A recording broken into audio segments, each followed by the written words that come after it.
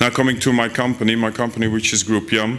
I do have 4 sites. They are located in the little country as Belgium. Some of you know Belgium very well after the World Soccer Games of Brazil, I think. Limburg is a province in Belgium on the east side, near to the Netherlands and near to Germany.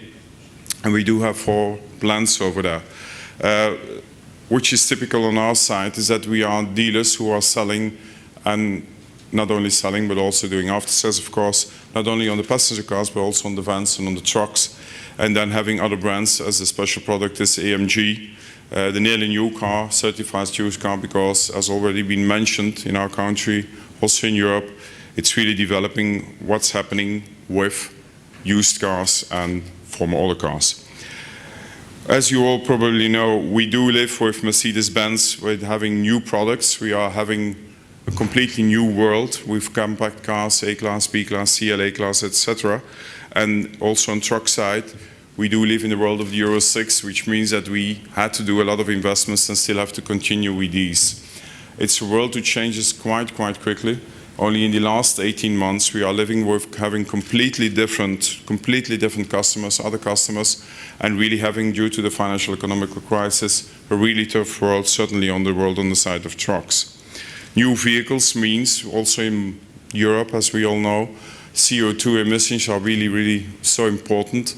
18 months ago, also law changed, for instance, in Belgium, and from one day to another, at least 50% of everything what you had in stock in your own departments, you couldn't sell it anymore. The new vehicles like CLA, AMG, etc., and also by having the new S-Class plug-in. I just mentioned these because we really need them. The CO2 emissions of these cars are below the 110 or 95 CO2 emission which are allowed.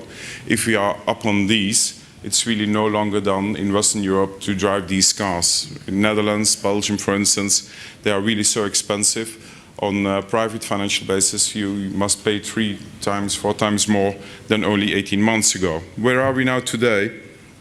Groep is one of the 3 biggest in our company. Belgium is a little small country, has been said. We try to sell on passenger car side 27,000 cars, but only 18 months ago, we just sold 20,000, which means that due to those CO2 emissions, due to those new compact cars, the new world, as you also can see, the difference between 2012 for my little company and on the other side in the last 2 years what happened, then you can see that it really increased, certainly on the side of the passenger car side. It's also for us a complete new world. Nevertheless, that selling more units, but as been said, profitability is really tough. Today also we try at the end of the month of October to achieve our goals for this year. If you see 2036 was the really goal for the passenger car side. Only, as been said, 2 years ago we only sold 700 cars. Profitability goes down. We do have to share more investments. We have more costs, that's for sure. And what we really need is on side of DMS systems to find proper solutions together with the MPC, together with the manufacturer. But on the other side, we are really independent guys, and we try to manage it by ourselves to find proper solutions, because otherwise it really makes no sense. Where are we today? We do have a lot of problems, but nevertheless that Daimler on his side is also changing his world. Before September of last year, we lived in the world of the, as been said, passenger car, vans and trucks, but the after-sales environment was much more common. Now they decided in headquarters, Stuttgart, to say, we call these decisions the customer dedication ones. It's for us as being retailer, not an easy one. They say now that on the passenger car side, the van side and the truck side, these are 3 different worlds, which mean that sales and after sales are really dedicated towards to the customer, which is not that bad at all. But as you can imagine, we are being retailers, we are living in a world who is much more horizontal. We do have customers who buy passenger cars, and the same customer also can buy a truck. And if we are not aware, being the concrete retailer, our customer is living tomorrow in 3 different worlds, is not recognized by his proper partner, which could be very dangerous for us all. On the other side also, we do feel after 18 months that after sales is really a big problem. Also in our country, also in Western Europe, retention is the issue.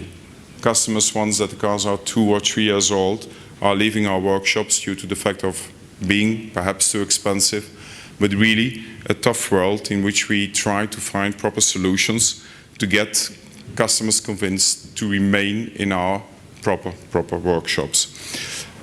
Mentioning the BER, I just want to say that Group YAM is the sales outlet, and we live in US and Europe with different contracts, which means we have sales outlet contracts and then having different ones on after sales. So it's quite feasible. You can do it perhaps to sell passenger cars, vans and trucks on one side, but not having the service for all these 3 or vice versa. Where are we today? Customer dedication, just want to give you 2 examples. Also AMG, as already saw also over here, of course in Russia, is a new brand, a new product. And on the other side, we are one of the first dealerships who started, and we developed it between FEAC and Daimler, which is being called VanPro Center. AMG is for us really important because in the compact cars especially, there with the new engines we foresee, we have the best answer today on these CO2 emissions. It's really professionalizing, and it's once more investing. I did these investments now 13, 14 months ago, but I'm really happy that I did it. We did it together with Daimler, proper investments of course, but having these problems with CO2, having these problems with these biggest engines, we could give here the right good answers, having the small cars much better solved. AMG is really a dedication, is really a professionalism on top that you have to foresee, but as been said, having done these investments, going therefore, this was one of these solutions to get my profitability on a certain way in a better sense. The other one is the VanPro. The VanPro is based upon the fact that you can only maintain, you can only sell vans if you are BER recognized. Nevertheless, having already these dealer standards are already quite tough, Daimler and FEAC both, we developed what can we do to get a distinction with our competitors? What can we do to get our professionalism much higher? Not only professionalism, and of course also our profitability.